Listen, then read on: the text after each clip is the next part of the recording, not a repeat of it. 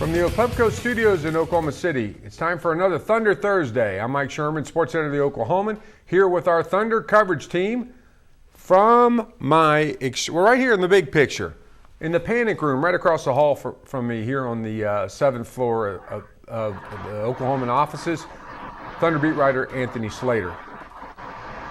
What's up? From her home somewhere in Oklahoma City, columnist Jenny Carlson. It sounds like somebody's making smoothies. Darnell, is that you? No. Not me. It's not me either, although I wish I had a smoothie all of a sudden. And, of course, from his home, his palatial estate, northwest Oklahoma City, Thunder beat writer Darnell Mayberry. Thunder Thursdays are brought to you by our good friends at Wheeler Chevrolet. Take that drive down I-40. Save yourself some time and money. Jenny, Darnell, I'd like to bring you into a conversation, maybe an argument, that Anthony had been having this afternoon. Anthony, oh boy. And Here we go. And it's about Kevin Durant and Under Armour. Anthony, why don't you set the stage both for our listeners, what's going on right now, and then sort of segue into what we've been talking about. Update us.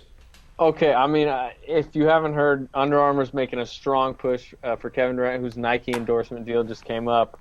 The reports are anywhere from like 10 years, 265, 285 million. There's people who have it over 300 million. With everything that is involved, which, Darren Rovell from ESPN's kind of has reported that includes, like a YMCA type place in his mother's name and maybe some stock in the company. It's probably over 300 million. He's being offered a ton of money to go to Under Armour, and Nike can match, and legally, if they match, they keep Kevin Durant. And it's in their stages. They probably have a deadline around next Thursday to match. Will they? What me and Mike were arguing, if you want to say it, conversing about was, is it a good move by Under Armour? Was it a good move by Kevin Durant to leave Nike, who is this media mogul?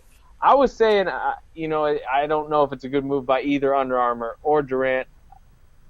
Nike owns the basketball apparel market. I think 95% of basketball apparel, is Nike. Under Armour's trying to move its way in there, and Mike was arguing that he thinks this has been done before and it's going to be done again, and this is kind of the first stone to potentially turn over. Kevin Durant's a big fish, and then you guys can take it from there. Not so fast. I never said it was going to be done again. I have said it's been done before, and I'll share that more with you. Darnell, you've been watching it. You've been a consumer of athletic apparel for quite some time. What's your read on this Nike versus Under Armour for the sole of Kevin Durant's shoe?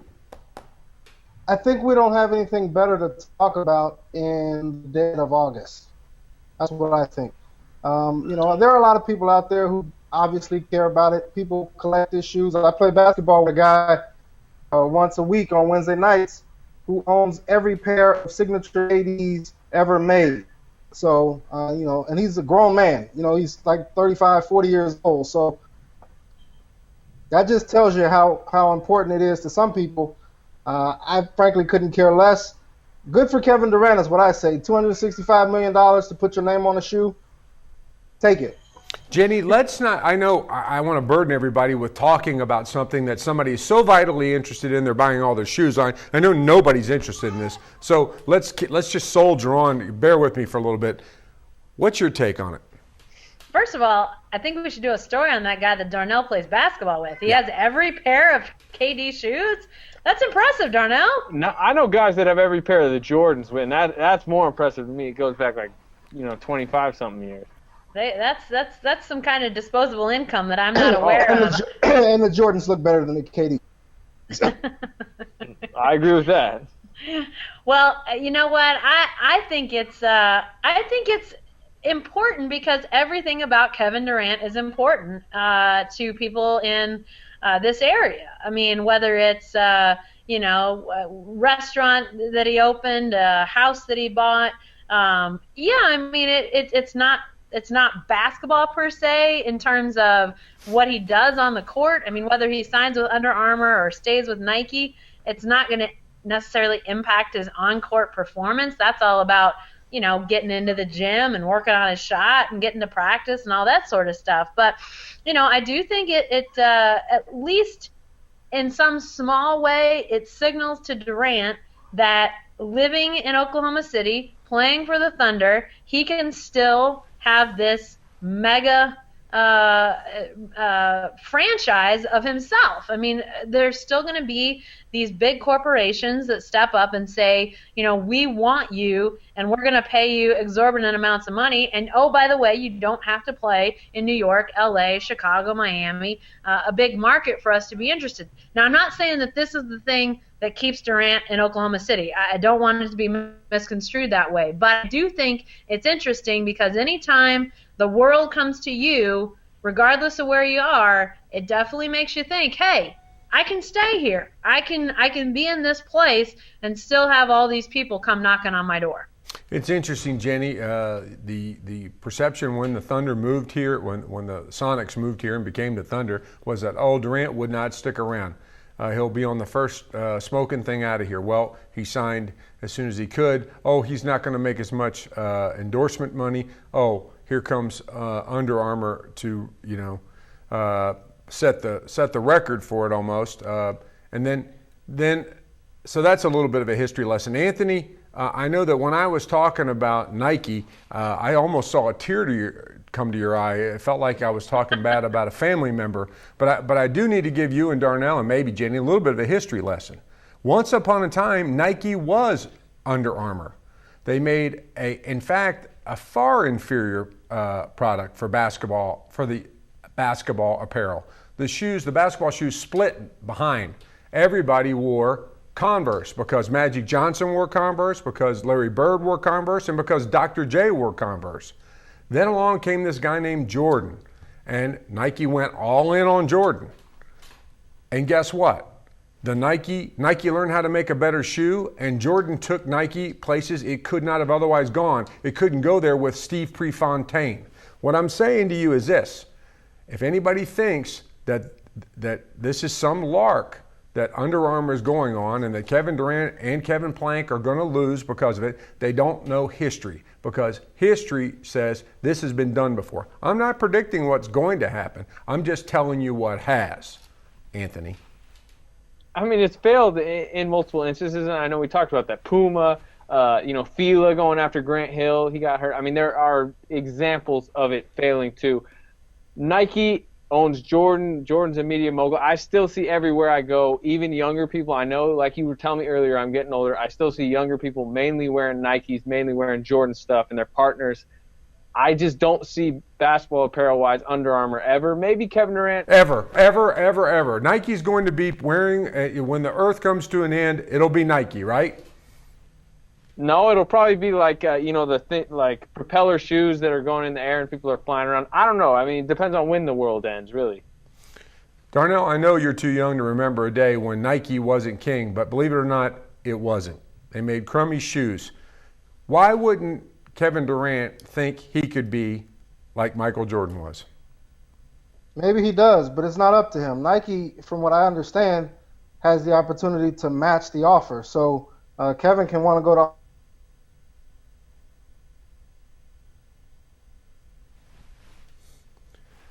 We'll wait for Darnell to get back with us in a second. Jenny, Darnell brings up a really good point that Kevin Durant's not going to decide, but he has, in fact, decided From that. From what I understand. Oh. You there? Yep. Yeah. Welcome back. Sorry about that. I got frozen there for a second. I just said, from what I understand, it's not Kevin Durant's decision to make. Nike has the opportunity to match, and if they match, he's going to be with Nike. If they don't, maybe he does want to go to Under Armour. But can you guys still hear me? Yeah, great. We hear you perfectly. My thing's circling like it's loading or something. But anyway, I just think I don't think Nike will match. I'm not saying that they won't. I just think that they won't. And that's because LeBron James, from what I understand, makes $20 million a year with Nike. That's his biggest, most lucrative endorser, Nike. And if they give Kevin Durant $6.5 million than LeBron James is making, and he brings in twice as much on shoe and apparel merchandise, mind you, what kind of message does that send the king, as Anthony Slater likes to call him? So, I just don't think that they would match, just because it'd send the wrong message to LeBron, or they'd have to really re-up LeBron. And I don't know when his contract's up, but I think there's some politics there with their other guys that they probably are fearful of stepping on some toes, namely LeBron James. Jenny, switching gears just a little bit, obviously the implication here is that if Kevin Durant's wearing Under Armour or Nike, that you, I, Darnell, Anthony would be more likely to buy them, but really not us, our children and young people. Have you ever made a purchase based on what some athlete was doing or wearing? I'm trying to think. I don't think so, but you know how it is. I mean, there's a lot of stuff that happens in our purchases that are subliminal, that we're not really conscious of. You know, when there's a lot of research that's been done out there about, you know, that when you go to the grocery store, stuff that's at eye level is a lot more likely to be purchased, and that's where they sort of put the stuff that makes their biggest profit margin. It's the stuff that's higher and lower that's probably where you really should be looking to buy, because it's probably better for you and probably a better value. So as purchasers, we're all making decisions that aren't really all conscious decisions. Would some people consciously go out and buy Under Armour because Kevin Durant's wearing it? Absolutely. But you got to think that if Kevin Durant's behind a brand like Under Armour, that ups their reliability in people's eyes, their desirability in people's eyes. I think it would have an impact on what consumers do. I can't say as though it impacts me, but like you say, Mike, I mean, I think a lot of it has to do with our kids, people we know who might be younger coming up. I think that may have a big impact on some things. You want a good example? I was 15, 16 around when Dwayne Wade just burst onto the scene. He basically single-handedly won that title when I was 16. And I bought, Mike's going to love this, I bought Converse Dwayne Wade shoes, Marquette colors. And I only did it because I loved Dwayne Wade. I was a Heat fan at the time. And I guess still am. I was going to say at the time. Well, hey, it's not as embarrassing anymore, right? With Josh McRoberts on is our best player. But anyway, I bought Converse at the time, and it was strictly because it was Dwayne Wade's Converse shoes. But Nike then bought Converse, and Dwayne Wade was suddenly with Nike. A similar story from me. Dr. J was wearing Converse, and I was 15, 16 years old, and had some idea that a pair of Converse on my feet would send me soaring to new heights. I was from the generation of kids that you could trick into buying PF Flyers because they made you run faster. When you got home, you put them on and you run around the yard, and they took those old Super 8 movies of you that made you look faster even if you weren't. So I believed it, and then I believed the Converse hype, and I believed everything else. I had the posters, had everything. In fact, one of those Converse posters still hangs in my garage. Wow. We lead our parents around with these purchases when we're kids. We get them, and that's what the bet is right now, whether it be Nike or Under Armour. They're worried about what an 8-year-old Michael Thomas Sherman's going to wear a lot more than they're worried about what a 25-ish year old Anthony Slater is going to wear. Because you've got to worry about your budget, and Michael doesn't. He's just got to worry about getting into his parents' pocketbook. Okay, AC, do you still have the Dwayne Wade Converses? I believe, yes, they're still but they're in my house in California. They're Marquette colors. They're not.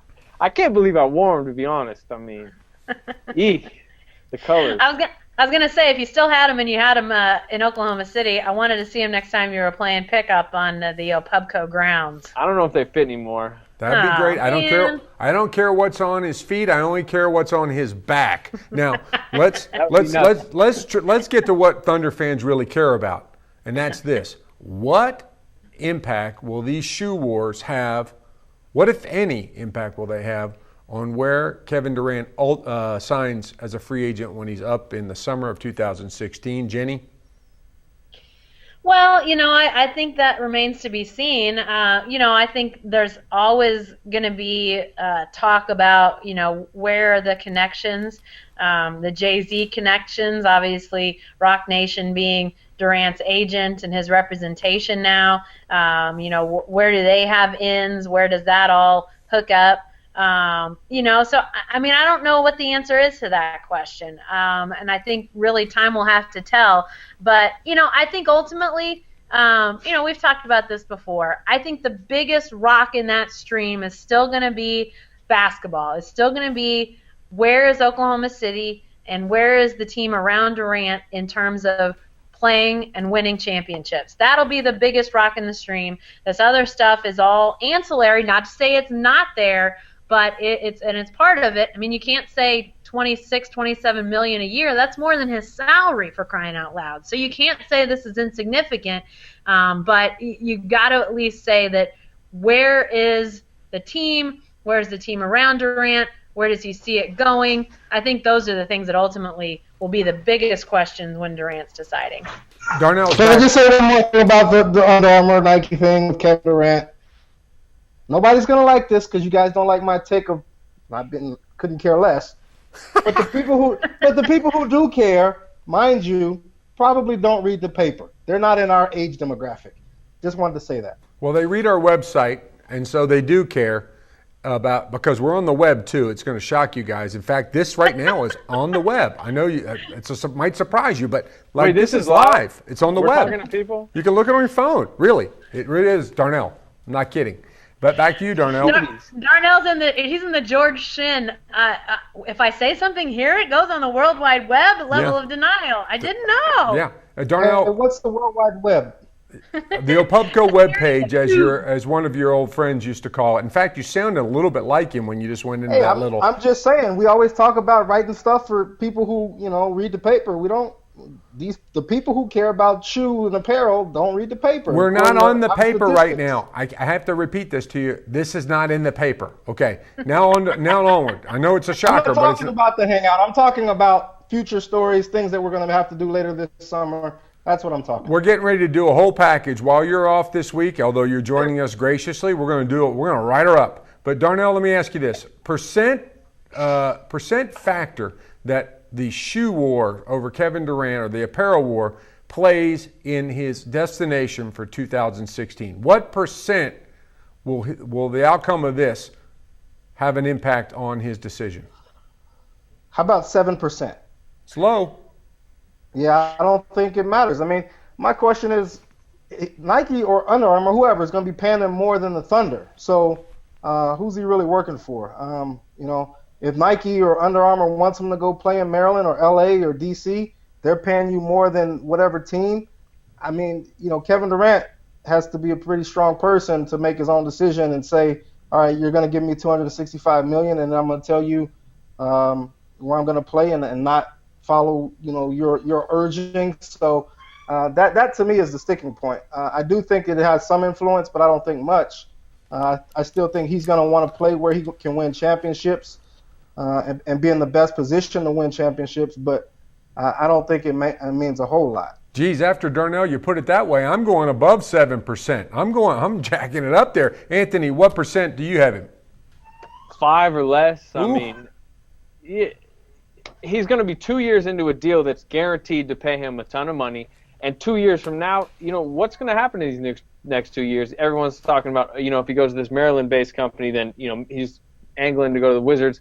What if John Wall and that organization have a falling out? Or what if they're just not in a good position? What if the Lakers or somebody positions themselves up great and that's the perfect fit? What if the Thunder win 2 titles? What if there's a huge falling out here and between the organization and Kevin Durant and something happens and he may not go to the Wizards, but he doesn't want to stay here? There's so many on-the-court things that are going to happen in the next 2 years, and we will not be talking about Nike or Under Armour because he'll already be 2 years locked into a 10-year monster deal that's going to pay him regardless of where he is. Hey, Mike, why is your number going up? My number's going up because because of the phrase you used, that a company that is paying him way more than his NBA team will be paying him might say, hey, wouldn't it be better for us and our shoe sales if you were in a different market? I'm not saying they will, but I'm just saying it makes me adjust my percentage up from 7%. I'm not saying 50. I'm saying double 7. if Kevin Durant listens to the shoe company on where to go to play basketball, not himself and who he thinks he can win with, then he's not who we thought he was. I mean, right. simply. I didn't say it would make him go. No, I just said that makes me sort of readjust my deal. Now, the other thing, Anthony, you threw out a bunch of hypotheticals there, but one of them was not a hypothetical. You threw out this idea that the Washington basketball franchise would not be in a good position. Nothing hypothetical about that. For all this talk that the Wizards are going to bring Kevin Durant back, they got to stop being the Wizards first. Guys, let's end this Thunder Thursday on the Thabeet Thunder Thursday question. We got to say goodbye to Hasheem Thabeet, a human being the likes of which we have never seen before and may never see again. Darnell, what's his legacy here in Oklahoma City? It's either his bench celebrations or the patch in his head. I don't know. Video bombs. He got some Video bombs is up there. Video bombs is up there. The patch in his head, of course, is a tribal thing. The video bombs is sort of a cultural thing. Jenny, what's his legacy? We've never seen anybody so tall and so happy. I mean, seriously, that guy, tallest player Thunder's ever had. And there aren't many guys that are anywhere close to him. So, just sheer height. I mean, those of us on this hangout have all been in close proximity to him. And you guys are a lot taller than I am, most of you. I won't say who's not. But most of you are taller than me. And even for you who are taller than me, he's still gigantic. So for me, being short, he's over 2 feet taller than I am. So, I mean, that's unbelievable to stand next to a guy that tall. So, but then I think just the way he's handled things, I mean, let's not forget, this is a guy that was, one of the first guys taken in the draft when he was drafted, and really ballyhooed. People thought he was going to be a guy that was going to be a star in the league, and it didn't work out that way. And he could be super bitter. He could be, always mad, always angry. Instead, he's got a really positive outlook on life. And, beyond basketball, I think that's a good lesson. But it was pretty remarkable, his height and his happiness. There's not a ton of big men in NBA history that have been cheerful. Nobody would call Kareem that. Nobody would call Wilt that. I guess Bill Russell, if you count his laugh, as long as you're not asking for a picture or an autograph. But you're right, Jenny. Hasheem Thabeet was so jovial. Was here. Almost made me wish or regretful that I wrote my little ditty, Don't Draft the Beat, sung to the tune of the Go-Go's, We Got the Beat. Oh my. Made me feel a little bad. Anthony, what's his legacy? I mean, they already mentioned everything that came with it. Great teammate, fun to deal with from a media perspective. The fans loved him, the video bombs, the bench celebrations. My favorite thing I think he ever did, I was cracking up about this for a while. I know we talked about it on the podcast. Remember that game with Houston with all the brawl, I wouldn't say brawls, but altercations. I just remember in the middle of that game, he was just sticking up for his team. I remember him at center court for like 2 solid minutes during a timeout after one of those altercations, just yelling at the Houston bench. And I'm just looking down at the Houston bench, and nobody's paying attention to him. But he's just sitting there yelling, sticking up for his teammates. He was just a great teammate. But he just didn't fit with, the emergence of Steven Adams, Perkins still here, Collison, Mitch McGary just got drafted. Looks like he'll be a player. Grant Jarrett's now on a guaranteed deal. There was just no room for him. Better to have the open roster spot.